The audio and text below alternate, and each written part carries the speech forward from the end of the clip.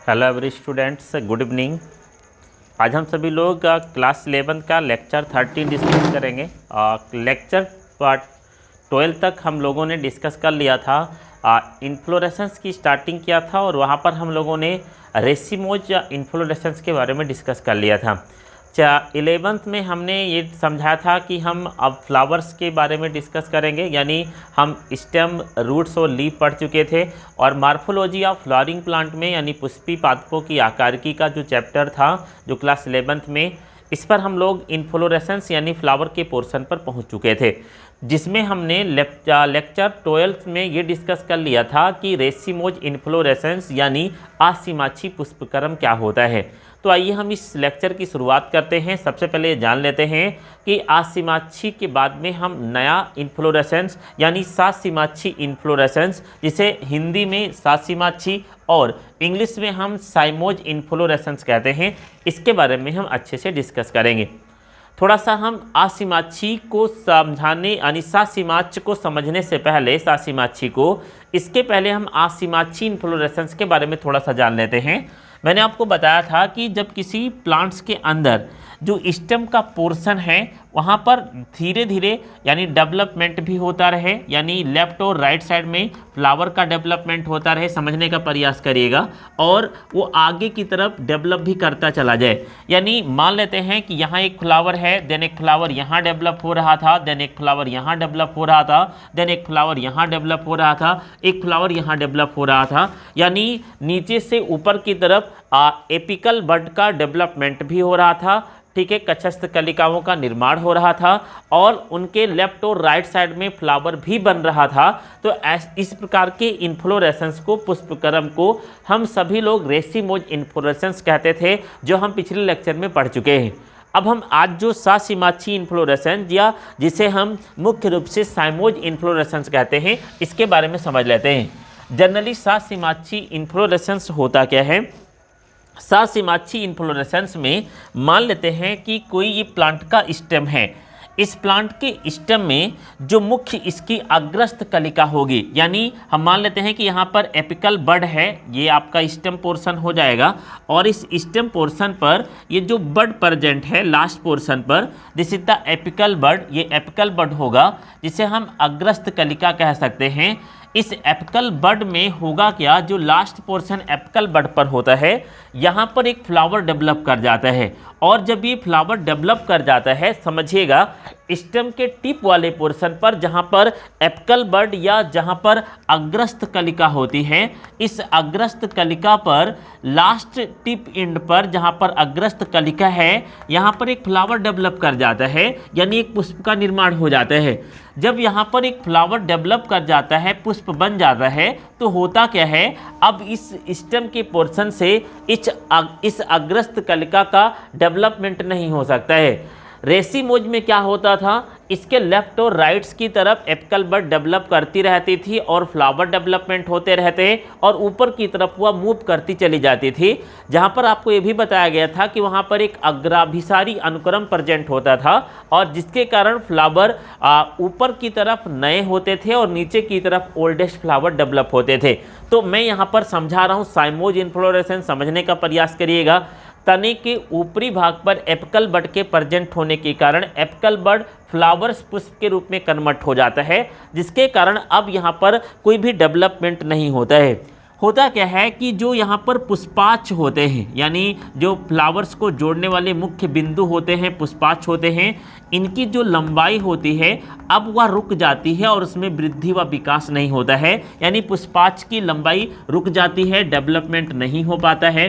तो अब होता क्या है, इनमें जो फ्लावर डेवलप होने वाला होता है, समझिएगा, यह फ्लावर डेवलप तो करेगा शाखाओं में इधर और उधर की तरफ, परंतु यहाँ पर एक निश्चित ग्रोथ होगी फ्लावर की, निश्चित डेवलपमेंट होगा फ्लावर का। ये फ्लावर प्रेजेंट होगा, ये फ्लावर प्रेजेंट होगा, और एक मुख्य अक्ष पर फ्लावर प्रेजेंट होंगे, लेकिन अब इनमें अधिक फ्लावर अपर पोर्शन पर डेवलप नहीं हो पाएगा।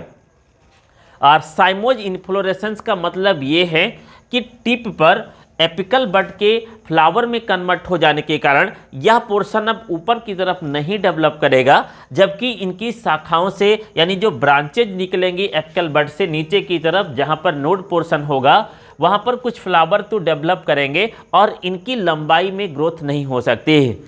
एक इम्पॉर्टेंट बात और है कि अगर हम बात करें सात सीमाक्षी पुष्पक्रम की या साइमोज इन्फ्लोरेसेंस की, तो यहाँ पर एक विशेष प्रकार का अनुक्रम पाया जाता है जिसे हम तलाभिसारी अनुक्रम कहते हैं। क्या कहते हैं? तलाभिसारी अनुक्रम। इंग्लिश में इसे मुख्य रूप से वेसिपेटल क्लियर क्या कहा जाता है? वेसिपिटल, ठीक है, प्रोसेस कहा जाता है। अब ये वेसिपिटल प्रोसेस क्या है इसको समझिएगा। वहाँ पर हम लोगों ने पढ़ा था अग्राभिसारी अनुक्रम, हमने जब रेसिमोज पढ़ा था। अग्राभिसारी अनुक्रम को थोड़ा सुनेंगे। हमने बताया था कि जब नए पुष्प, ध्यान से समझेंगे, नए पुष्प ऊपर की तरफ, क्लियर, नए पुष्प ऊपर की तरफ और पुराने पुष्प नीचे की तरफ, यानी नए पुष्प ऊपर की तरफ, पुराने पुष्प नीचे की तरफ डेवलप करेंगे। ध्यान रखें, ठीक है, पुराने पुष्प नीचे की तरफ, नए पुष्प ऊपर की तरफ डेवलप करें, यानी ऊपर ग्रोथ होती रहे और नए पुष्प डेवलप करते रहें। तो ऐसे अनुक्रम को हमने कहा था अग्राभिसारी अनुक्रम कहते हैं। तलाभिसारी अनुक्रम साइमोज में पाया जाएगा। ये क्या होता है? इसका जस्ट विपरीत, यानी पुराने पुष्प, ध्यान रखेंगे, पुराने पुष्प ऊपर की तरफ हो जाएंगे, यानी जो ओल्डेस्ट फ्लावर होंगे वो ऊपर हो जाएंगे, ठीक है, और जितने भी न्यूएस्ट फ्लावर होंगे वो नीचे की तरफ, यानी पुराने पुष्प ऊपर की तरफ और नए पुष्प नीचे की तरफ डेवलप होने लगते हैं। तो ऐसे अनुक्रम को हम तलाभिसारी अनुक्रम कहते हैं। एक बार मैं पुनः से रिपीट कर रहा हूं, ध्यान से सुनिएगा। अग्राभिसारी अनुक्रम क्या है? ऐसा अनुक्रम इन्फ्लोरेसेंस में जो रेसिमोज में पाया जाएगा, नए पुष्प ऊपर की तरफ जबकि पुराने पुष्प नीचे की तरफ डेवलप करते हैं। तलाभिसारी अनुक्रम क्या है? पुराने पुष्प ऊपर की तरफ, नए पुष्प नीचे की तरफ डेवलप करे, तो ऐसे अनुक्रम को हम तलाभिसारी अनुक्रम कहते हैं, जो सात सीमाक्षी पुष्पक्रम में यानी साइमोज इन्फ्लोरेसेंस में प्रेजेंट होता है। कुछ और विशेषताएं होती हैं, तीन चीज़ों को आप ध्यान रखेंगे।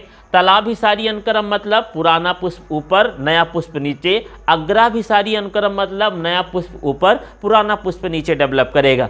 अग्राभिसारी अनुक्रम रेसिमोज इन्फ्लोरेसेंस में होगा, जिसे हम मुख्य रूप से आसीमाक्षी पुष्पक्रम कहेंगे, और तलाभिसारी अनुक्रम साइमोज इन्फ्लोरेसेंस या सात सीमाक्षी पुष्पक्रम में पाया जाता है। इसके अलावा अगर हम बात करते हैं साइमोज इन्फ्लोरेसेंस में पुष्पाक्ष की लंबाई रुक जाती है, तो पुष्पाक्ष छोटा होता है, लास्ट एपिकल पोर्शन पर फ्लावर डेवलप कर जाता है, जिससे ये स्टेम ऊपर की तरफ वृद्धि नहीं कर पाता है और फिर ब्रांचेज पर केवल फ्लावर डेवलप कर पाते हैं और आगे बढ़ते हैं।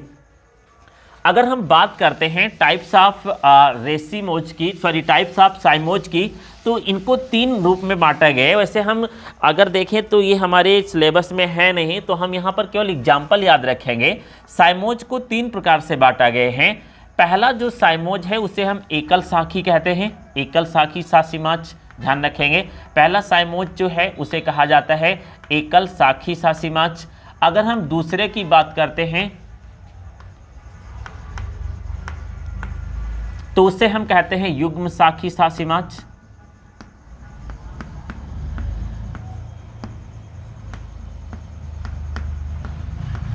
और अगर हम तीसरे की बात करते हैं तो उसे कहते हैं बहुसाखी सात सीमाक्ष। यानी अगर हम बात करें सात सीमाक्षी की तो ये तीन प्रकार से बढ़ जाता है। पहला होगा एकल साखी, दूसरा होगा युग्म साखी और तीसरा होगा बहुसाखी। मैंने आपको बताया कि हमारे सिलेबस में है नहीं, हम ग्रेजुएशन में इस पर डीप डिस्कस करेंगे, तो हम यहाँ केवल एग्जाम्पल जान लेते हैं। अगर एकल साखी की हम बात करें तो इसका बेस्ट एग्जाम्पल होगा मकोई का प्लांट यानी सोलेनम नाइग्रम का प्लांट। अगर हम बात करते हैं, ठीक है, युग्म साखी का, तो इसका बेस्ट एग्जाम्पल होगा चमेली का फ्लावर, आपने देखा होगा, या फिर रात रानी का पुष्प इसका बेस्ट एग्जाम्पल होगा। अगर हम बात करते हैं रात की रानी और चमेली, ये हो जाएगा युग्म साखी का। बहुसाखी की अगर हम बात करते हैं तो इसमें हम मदार के प्लांट्स यानी आक को देख सकते हैं, और एक प्लांट है जिसका नाम है हैमिलिया, इसका बेस्ट एग्जाम्पल है। अब हम कंप्लीट इस इन्फ्लोरेसेंस का कंप्लीट डिस्कस कर लेते हैं। सबसे पहले ये जान लेते हैं, एक बार मैं पूरा रिपीट करता हूँ कि सासिमाछी पुष्पक्रम क्या है। ऐसा पुष्पक्रम जिसके एपिकल बड्स फ्लावर्स में कन्वर्ट हो जाए और फिर उसका अपर पार्ट में डेवलपमेंट ना हो पाए, वहीं पर रुक जाए, ब्रांचेज पर फ्लावर डेवलप होते रहें, ऐसे पुष्पक्रम को हम साइमोज इन्फ्लोरेसेंस कहेंगे। इनमें एक विशेषता होती है जिनमें तलाभिसारी अनुक्रम पाया जाता है और साथ में इनका जो पुष्पाक्ष होता है वह आकार में छोटा होता है। अगर हम उदाहरण की बात करते हैं तो इनको 3 प्रकार से बांटा जा चुका है। पहला एकल साखी जो मकोई में देखने को मिलेगा, युग्म साखी जो चमेली और रात की रानी में देख सकते हैं, और बहुसाखी सासिमाच जिसे हम मदार या आक और हेमिलिया प्लांट में देख सकते हैं। ये आपके जर्नल टाइप्स के इन्फ्लोरेसेंस हो चुके हैं। देन इसके बाद के लेक्चर में हम एक साथ एक ही लेक्चर में 3 इंपॉर्टेंट इन्फ्लोरेसेंस पर डिस्कस करेंगे जो आपके स्पेशली टाइप इन्फ्लोरेसेंस यानी विशिष्ट प्रकार के पुष्पक्रम हैं, जो आपको अगले वीडियो लेक्चर में समझाया जाएगा। कुछ कारणों से लगभग 10 दिनों से मैं वीडियो अपलोड नहीं कर पा रहा था, आपको लेक्चर नहीं प्रोवाइड कर पा रहा था, इसके लिए मैं क्षमा चाहता हूं क्योंकि कुछ व्यस्तताएं थी और कुछ डिस्टरबेंस था। लेकिन मैं कंटिन्यू रहूंगा, नेक्स्ट डे ही नया वीडियो आपको मिलता रहेगा। तो आप पूरे मन से बायोलॉजी पढ़ते रहे, समझ में आता है तो कृपया लाइक करते रहे, शेयर करते रहे, सब्सक्राइब करते रहे। धन्यवाद।